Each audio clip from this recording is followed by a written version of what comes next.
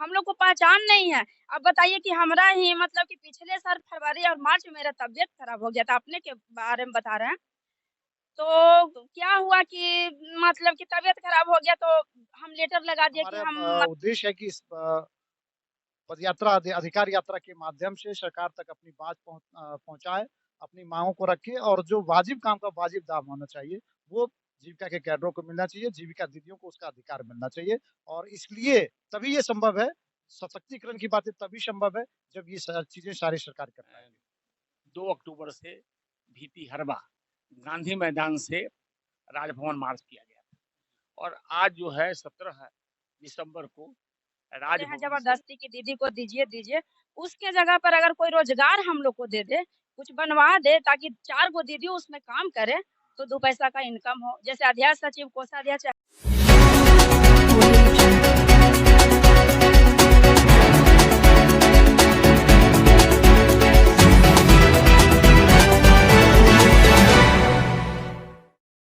कुमार सिन्हा, आप अभी देख रहे हैं all India media foundation news.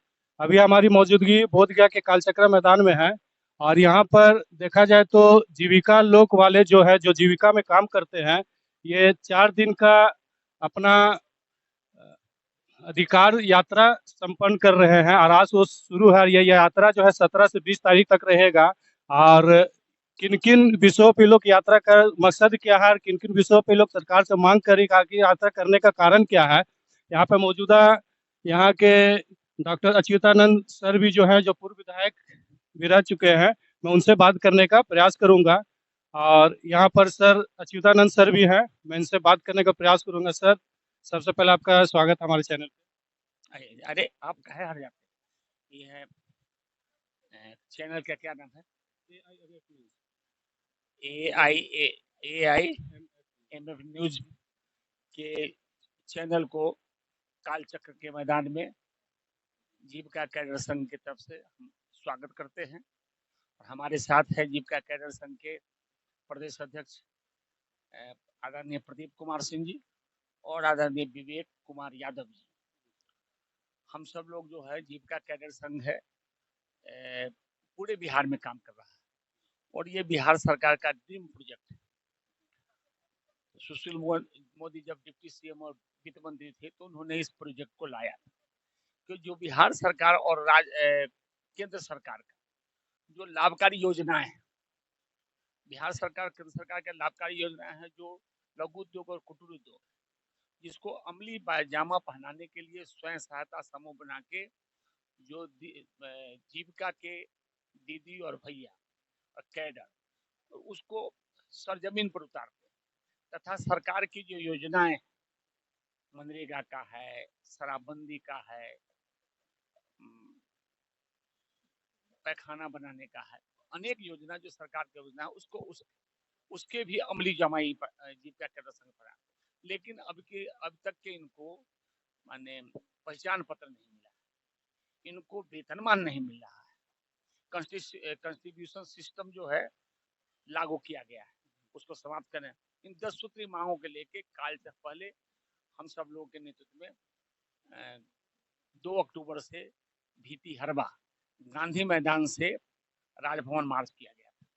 और आज जो है 17 दिसंबर को राजभवन से गांधी में कालचक्र मैदान से राजभवन मार्च किया गया। अब कालचक्र मैदान का, कालचक्र का अर्थ है कि कालचक्र परिवर्तन आ रहे। जब देश की आजादी हुआ, झंडा का निर्माण हुआ, झंडा निर्माण में कि भाई अब झंडा हिंदुस्तान का कैसे बन, पहले तो भगवा ध्वज था, राष्ट्र ध्वज। स्वतंत्र भारत हो गया हजारों साल तक। स्वतंत्रता के बाद जो झंडा का निर्माण हुआ, सामाजिक स्वरूप बदला, तो बदलने के बाद जो है तिरंगा, और तिरंगा के बीच में जो भगवान गौतम बुद्ध ने कालचक्र, और अपने जो सम्राट अशोक ने अपने राज्य में राजध्वज में कालचक्र दिया, तो उसी कालचक्र मैदान में हम सब लोग परिवर्तन का संकल्प लेके राजभवन मार्च करने आए हैं। हमारे साथ हैं आदरणीय प्रदीप जी और विवेक यादव जी। तो 10 सूत्री मांग बिहार सरकार पूरा करे। यदि बिहार सरकार पूरा नहीं करेगा तो हम बिहार सरकार के खिलाफ बगावत करेंगे। 1,35,000 कैडर है, 1,35,000 बिहार में कैडर है, सॉरी। और 10,25,000 उसके क्या स्वयं सहायता समूह है, और 1,35,40,00,000 भैया और दीदी है। 1 करोड़ इस परिवार से जुड़ा हुआ जीविका कैडर है। और उसके बाद भी इन पर तानाशाही अपनाया गया, इनको मानदेय नहीं मिला जाए। हम लोग मांग कर रहे हैं कि कम से कम इसको 28,000 मान दे दिया जाए, इनको बेहतर मान पर नियुक्त किया जाए। इनके जो कितना करोड़ है ऋण 32,000 करोड़ उसको माफ कीजिए, और जो इनको जो स्वयं सहायता समूह चलाने के लिए जो आप ऋण देते हैं, ऋण को आप अधिक से अधिक संख्या में 10 लाख 15 लाख 20 लाख तक दीजिए, जिससे कि कोई काम वो कर सके। इसी मांग को लेके, और मुख्य मांग है कि भाई उनको उनका पहचान पत्र दिया जाए, उनका कंस्टिट्यूशन सिस्टम समाप्त किया जाए, उनको मान दे दिया जाए, उनको मेडिकल एड दिया जाए, उनको मातृत्व लाभ प्रदान किया जाए। इन तमाम दस्तूरी मांग को लेके हम लोग, और आजादी के 75 साल बाद कोई हमारा 1 करोड़ 1.5 करोड़ परिवार के हमारी महिलाएं दीदी और बंधुआ मजदूर का काम कर रहे हैं, और आप नारा लगा रहे हैं भारतीय संविधान में हम कमिटमेंट है समता, समानता, धर्मनिरपेक्षता, समाजवाद, राष्ट्रीय एकता, अखंडता, राइट टू इक्वलिटी भारतीय संविधान का अनुच्छेद में है। समता का अधिकार, यही समता का अधिकार है कि एक सांसद के यहाँ 600 करोड़ रुपया घर में निकले अटैची में, और दूसरे ये महिलाएं आज रोड पर खड़ा है, इनके जीवन यापन के लिए साधन नहीं मिल रहा। ये राइट टू इक्वलिटी नहीं है। आपने जो कमिटमेंट गांधी ने जो हिंद स्वराज में, ग्राम स्वराज में समता का अधिकार दिया था, कुटीर उद्योग, लघु उद्योग बनाएंगे हम गांव ग्राम स्वराज होगा, गांव में पुस्तकालय होगा, वाचनालय होगा, खेल कूद के मैदान होंगे, शिक्षा का केंद्र हब होगा, गांव में कुटीर उद्योग, लघु उद्योग होगा, गांव का विकास होगा। आज गांव लोप हो रहा है, शहरीकरण की प्रवृत्ति बढ़ रहा है, गांव में बड़े बड़े पूंजीपति जा रहे हैं। तो भारत के पूर्व प्रधानमंत्री चंद्रशेखर बराबर पार्लियामेंट में कहा करते थे, जिन हाथों में शक्ति भरी है राज तिलक देने को, उन हाथों में ही ताकत है सर उठा काट लेने को, सर उतार लेने को। तो जो शक्ति हम सब इस काल चक्र मैदान से, गौतम बुद्ध के इस पावन भूमि से, जहां गौतम बुद्ध ने बुद्धत्व प्राप्त किया था, और ये गायासुर का धरती है जिसने विष्णु भगवान को भी चैलेंज किया था, उस गायासुर के धरती से हम संकल्पित होकर राजभवन जा रहे हैं। महामहिम राज्यपाल के माध्यम से बिहार सरकार को आगाह करने जा रहे हैं कि आप नहीं मानिएगा तो आपके खिलाफ बगावत होगा, एक एक घर जाके बगावत करेगा। और लोकसभा और राज्य विधानसभा का चुनाव है 24 और 25 में, आपको मुखालफत किया जाएगा। ये तो आप सुन सकते हैं। और सर यहाँ पर आज जो आए हुए हैं महिला लोग, ये कहाँ कहाँ से आई हुई है सर? आज यहाँ पे जो जितने इकट्ठी हुई हैं, ये सब कहाँ कहाँ से सब आई हुई है सर? गया के इर्द गिर्द का है, गया के इर्द गिर्द। तो ये तो मतलब कि आज यहाँ धरना आप लोग दे रहे हैं सर, कल का आप लोग का कहाँ का प्लान है सर, कहाँ जाने का है? आज यहाँ जा रहे हैं, कल जो है सो गया डीएम के यहाँ ज्ञापन देंगे, और उसके बाद फिर कल शाम में पहुंचेंगे बिहार शरीफ, फिर परसों बिहार शरीफ में ज्ञापन देंगे, और 20 तारीख के जेपी गोलंबर से राजभवन मार्च करेंगे। इनसे भी लीजिए। तो आप इसमें क्या कहना चाह रहे हैं सर? देखिए, ये जो बिहार सरकार कहती है कि सामाजिक न्याय के साथ हम विकास की बात करते हैं, और यहाँ पे ना तो सामाजिक न्याय है ना तो विकास की बात है। 15 वर्षों में जीविका दीदियों का जो विकास होना चाहिए था, जीविका को शुरुआत हुए 15 साल हो गए, 15 सालों में जो विकास होना चाहिए था, वास्तविक विकास, वो हो नहीं पाया। आज भी जीविका दीदियां कर्ज लेने के लिए मजबूर। आखिर ये जो सशक्तिकरण की बात होती है, सशक्त तब न मानी जाती है जब आज कर्ज नहीं लेती, लेकिन आज भी जीविका दीदियों को अगर 2-4 हजार की जरूरत पड़ती है तो एक तो कर्ज लेना पड़ता है, दूसरी बात है उनके लिए जो काम करने वाले कैडर है, आज भी बेचारे भिखमंगे हैं। आज भी काम के बदले उनको लाभार्थी से अपना मानदेय लेना पड़ता, अपना मजदूरी लेनी पड़ती है, दुर्भाग्य है। तो फिर नीतीश कुमार जो कहते हैं कि सामाजिक न्याय के साथ हम विकास की बात करते हैं, ये कोरी बातें हैं। हमारा उद्देश्य है कि इस पदयात्रा अधिकार यात्रा के माध्यम से सरकार तक अपनी बात पहुंचाए, अपनी मांगों को रखे और जो वाजिब काम का वाजिब दाम होना चाहिए, वो जीविका के कैडरों को मिलना चाहिए, जीविका दीदियों को उसका अधिकार मिलना चाहिए और इसलिए तभी ये संभव है, सशक्तिकरण की बातें तभी संभव है, जब ये चीज़ें सारी सरकार कर पाएगी। इसमें सुनते हैं सर, जो कैडर में जो काम कर उन लोगों को पहचान पत्र नहीं मिला है, जैसा कि सुनने में आता है कि जिनको पहचान पत्र नहीं मिला, किसी तरह का कुछ 19-20 कुछ काम में भी होता है, तो उन लोग को ये भी बोला जाता है कि आप लोग का काम से निष्कासित कर दिया जाएगा, हटाने के। कहाँ तक सच्चाई है सर? जी, बिल्कुल, आप जो बात बोल रहे हैं ये 100% सही है। चीज़ें सबसे बड़ी चीज़ें क्या है ना कि आप जिसके लिए काम करते हैं और आपके पास एक अपनी आइडेंटिटी नहीं है कि हम क्या है। काम कर रहे हैं और पिछले सालों में 2016 में जब ये आया था कि जीविका दीदियाँ स्कूलों का इंस्पेक्शन करेगी। अब जीविका दीदियाँ स्कूल जा रही है तो स्कूल वाले मास्टर साहब कह रहे हैं, भई आप जीविका के लोग हैं, हम कैसे मानेंगे? आपके पास कोई आइडेंटिटी प्रूफ नहीं। तो सरकार एक तरह से है कि आदेश दे के आपको तो बेइज्जत करने का काम कर रही है।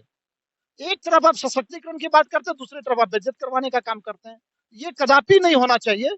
जहाँ तक होना चाहिए सरकार जो काम करती है, सशक्त काम करे, तभी हमारी महिला सशक्त हो पाएगी।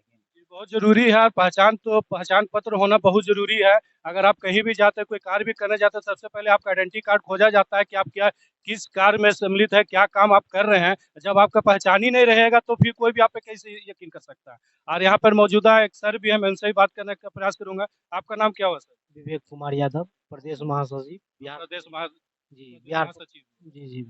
इसमें जो आज ये जो आप लोग अधिकार यात्रा कर रहे हैं सर, इसमें आप क्या कहना है सर? मेरा यही कहना है, सरकार कहती है गरीबी भगाओ और इसमें काज करने वाला दिन प्रतिदिन गरीब होते जा रहा है।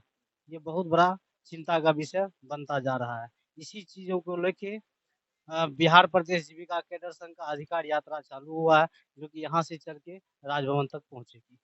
ये 4 दिन का यात्रा है सर आप लोग का, जो आज से शुरुआत होगा और 20 तारीख को राजभवन तक से हो जाके वहाँ समाप्त हो जाएगी। तो आप सुन सकते हैं कि लोग का क्या-क्या ये लोग अपना मांग कर रही हैं और आपको अंदर भी दिखाने का प्रयास करूँगा। और आप यहाँ देख सकते हैं कि यहाँ अभी तकरीबन आज तो कम ही लोग आपको नज़र आएँगे, करीबन यहाँ सैकड़ों की भीड़ में यहाँ महिलाएँ बैठी हुई हैं। इन लोगों का क्या-क्या परेशानी है, हम इन लोग से भी पूछने का प्रयास करेंगे। हाँ, तो आपका नाम क्या हुआ? मेरा नाम स्वीटी वर्मा है।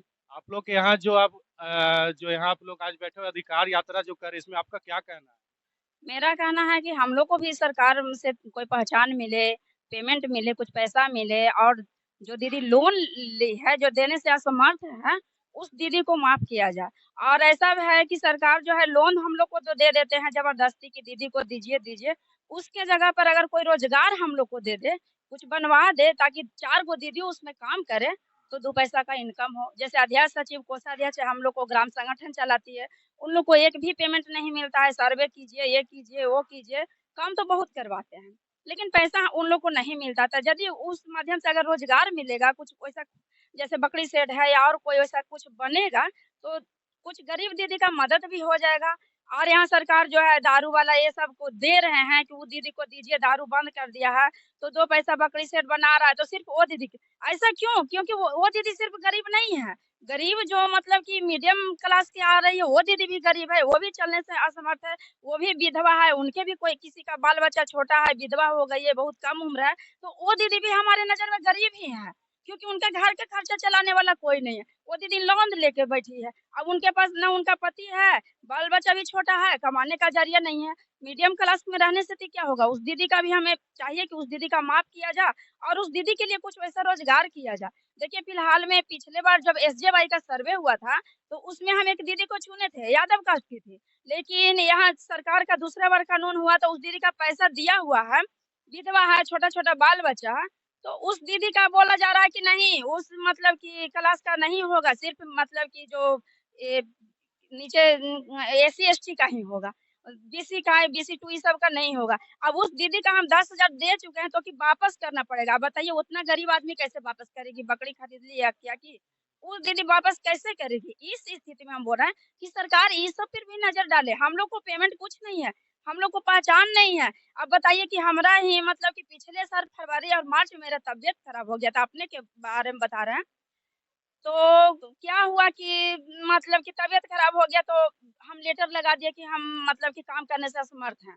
तो हमें 2 महीना का पेमेंट रोक दिया गया। लेकिन हम बोल रहे हैं कि हमारा एसी, सीसी जो है उन लोग को तबीयत खराब होता है, तो उन लोग को मेडिकल दिखाने पे पेमेंट भी मिलता है, जो इलाज के लिए खर्च होता है वो भी मिलता है। उन लोग से मिलता है, लेकिन आप लोग ऐसा प्रोवाइड नहीं किया। नहीं किया गया, तो हम लोग को भी सरकार से होना चाहिए कि ये सब हो, हम लोग कार्य करते हैं तो उसके लिए पेमेंट भी हो, और मतलब कि जो ये बन रहा है उसको भी किया जाए। सुनने में आता है कि जैसे कि आप लोग को कोई भी काम में कुछ 19-20 हो जाता है, कुछ त्रुटि हो जाती है, तो आप लोग को हटाने का भी धमकी है क्या? धमकी दिया जाता है, तो ये सब भी बंद किया जाए। धमकी दिया जाता है, पेमेंट काट लेंगे, पेमेंट बंद कर देंगे, ये सब तरह से किया जा रहा है। अब किस तरह का बहाल की आप इसमें कितने सालों से काम कर रहे हैं? सर हम 2016 से काम कर रहे हैं। मतलब कि 7 सालों से आप काम कर रहे हाँ, काम कर हैं। तो आप सुन सकते हैं कि किस तरह का आप सरकार चला रहे हैं, किस तरह का आप इन लोगों को काम दिए हैं, जो आज तक इन लोगों को पहचान नहीं है, आज तक इन लोगों को सैलरी नहीं है। आजीविका कैडर में जो काम कर रहे हैं, कोई वैल्यू है, इन लोग का खुद का कहना है कि इन लोग को भी समाज में या सरकार के द्वारा कोई वैल्यू नहीं मिल रहा है। और इसमें सरकार क्या कहती है, इन लोग का अब धरना प्रदर्शन है, अधिकार रैली है। अब इसमें देखिए इन लोग के सरकार की सुनवाई करते कि नहीं करते, लेकिन जहाँ तक अभी हमेशा बिहार में देखा जाता है कि अभी 4 महीना पहले भी जो आशा कार्यकर्ता लोग जो काम करती थी, उन लोग भी हड़ताल की थी, और तकरीबन 15-20 दिनों तक वो हड़ताल चला था। और उस हिसाब से उन लोग का भी हड़ताल पूरा हुआ। अब उसमें सरकार कुछ सुनवाई की, कुछ नहीं सुनवाई की। जैसे उन लोग का गठबंधन की थी सरकार से, कुछ सुनवाई हुआ और कुछ सुनवाई अभी भी नहीं हुआ है। और अब देखा जा रहा है कि 3-4 महीना के बाद यहाँ जीविका में जो काम कर रही हैं इन लोग का भी कैडर लोग जो है, इन लोग भी फिर अपना अधिकार रैली निकालिए कि हम लोग को भी सरकार के द्वारा मान्यता प्राप्त दिया जाए। और मुझे ये समझ नहीं आता है कि जो 7 साल, 8 साल, 10 साल से जो काम कर रही उन लोग को अभी तक पहचान पत्र नहीं दिया गया है। अगर ये समाज में निकलेगी और कहीं अपना पहचान भी दिखाएंगे तो किस हिसाब से दिखाएंगे। और साथ मैं रोहित कुमार सिन्हा आपको ऐसे न्यूज से रूबरू कराता रहूंगा। और यहाँ के जो जीविका कैडर है इन लोग के बारे में आप लोग का क्या सुझाव है, कमेंट बॉक्स में जरूर बताएं। जय हिंद, जय बिहार।